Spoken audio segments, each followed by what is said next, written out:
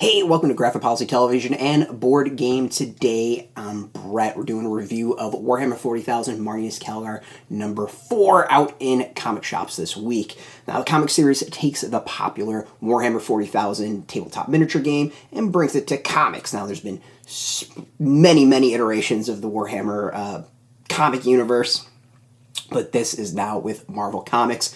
And this first volume has been really fairly interesting because it isn't just your standard, we're going to tell the story of Space Marines going and shoot the bad guys. It does a lot more and actually has driven a lot of more of a depth and background to Marneus Calgar. It has added to the Warhammer 40,000 mythos, which is, I think, really impressive and very unexpected.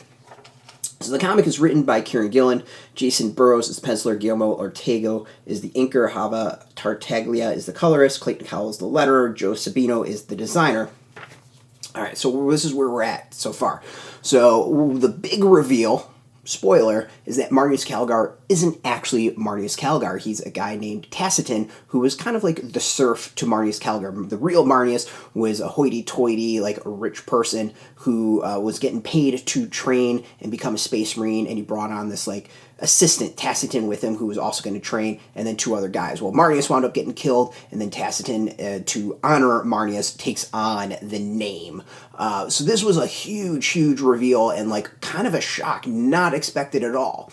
We get to see Tacitin, Marneus now, grow up from this, teenager to become a space marine. I don't even think he was kind of a teenager. Might have been 13 at the time, 12, something like that, and into becoming a space marine. This is the issue where we really get to see that. In the present, Marneus is battling of chaos forces on Ultramar and attempting to battle them back. Obviously, the two stories are tied together, and this is where things are starting to come together as far as that, with just, I think, one more issue to go in the miniseries. Everything will hopefully wrap up. Not really, hopefully, because it's good. I kind of want it to go. Things will probably wrap up pretty soon. So this issue is really interesting in that it focuses more on the past and how Tacitin became a space marine, how he became an ultramarine, and takes you through that. Now, I've been playing 40K and into Games Workshop as a whole for probably about 25 years at this point. I started about when I was 16-ish. Probably 25, 26 years.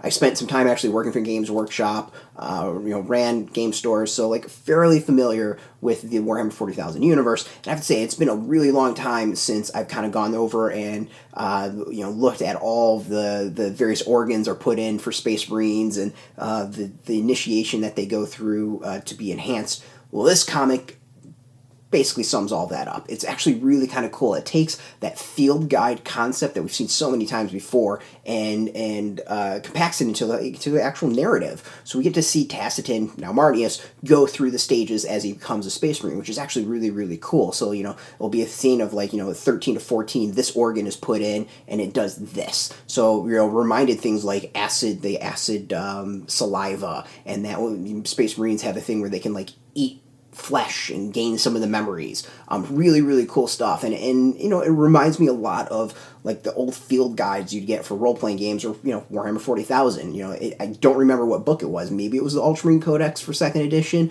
where there was a thing of a space marine down, and it kind of had the dots and all that as to where the organs were, and a slight rundown of the organs. It's been a really long time. Might have been Rogue Trader, might have been the Ultramarine Codex, but I vaguely remember something like that somewhere, and just pouring over reading all the various organs. Now, I haven't gone back and compared all that to this comic, but I'm going to trust Kieron Gillen got it right, because he seems to be got his stuff down. So it's really cool in that sense. I'm going to give you a little bit taste of that. Yeah, we'll go with this. So here we've got 2 pages of it. And the art's kind of cool with that. It has this strange field guide vibe to it, and I think it's really neat way to have the readers who might be new to the Warhammer 40,000 universe digest the information and take that in as to what it takes to become a space marine.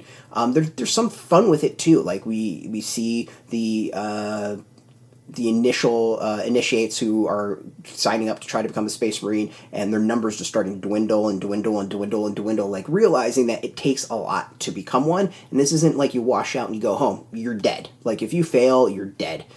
So there really isn't much option here. as far as succeeding or failing. It's just you need to succeed. And, it's, obviously we know Marneus succeeds, but we don't know everything he definitely goes through. And I think the final surprise is what it takes for him to finally become a Space Marine. It's a moment I don't think I've really thought about for the comic and what it really, really means for the character and his brush with chaos when he was younger. Like, this is a really interesting detail that I think Gillen does a fantastic job of putting in there and adding it to the character. It's one of those that makes me wonder if we might be seeing more of Marneus in the 40,000 universe, the Warhammer 40,000 universe, like an ever-changing and growing storyline. There's some potential there for some pretty big moments and shakeups. I doubt we'll see it because the gamers would just go completely insane and lose their freaking mind.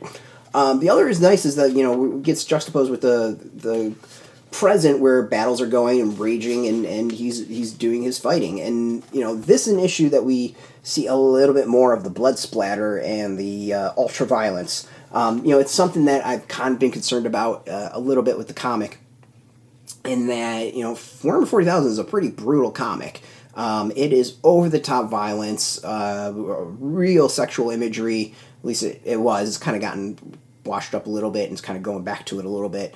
This isn't something for kids if you really, really dive into it. The game, totally for kids, all that's fine. But the imagery and the stories and all that are kind of jacked up when you really go into it. So I've been kind of interested in seeing how Marvel would handle that, and it's good to see here in that, we're at least getting the over-the-top of the violence, and it is over-the-top. I mean, it becomes humorous at time in like a Tarantino way of the blood splattering all over the place.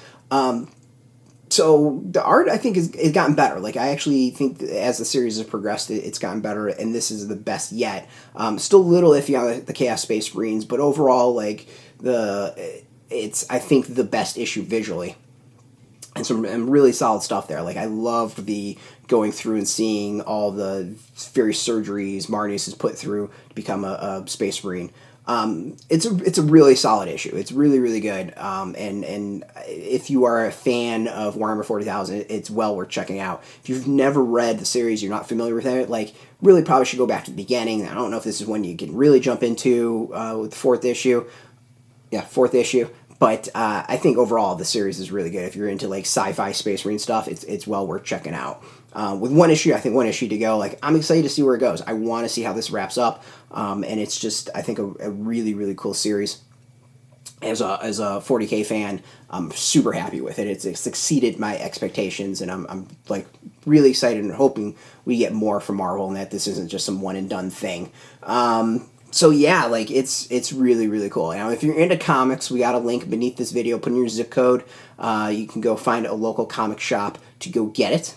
If you don't have a local comic shop, we do have some affiliate links underneath as well where you can purchase. There are affiliate links, so we get a small percentage of that. By doing that, you help support our site, so thank you. And just watching, I want to thank you. Now, if you're here for Graphic Policy, you can check us out every single day at graphicpolicy.com. We're on Twitter, Facebook, YouTube, Tumblr, all at Graphic Policy, keeping it nice and consistent. If you're here for BoardGameToday.com, you can go BoardGameToday.com for all the game news, and follow that Board Game Today on YouTube, Twitter, Facebook, and Instagram. And Tumblr as well, I believe. You can go get all the stuff there as well, so follow us with that. As always, really much appreciated. Until next time, get your game on and keep it geeky.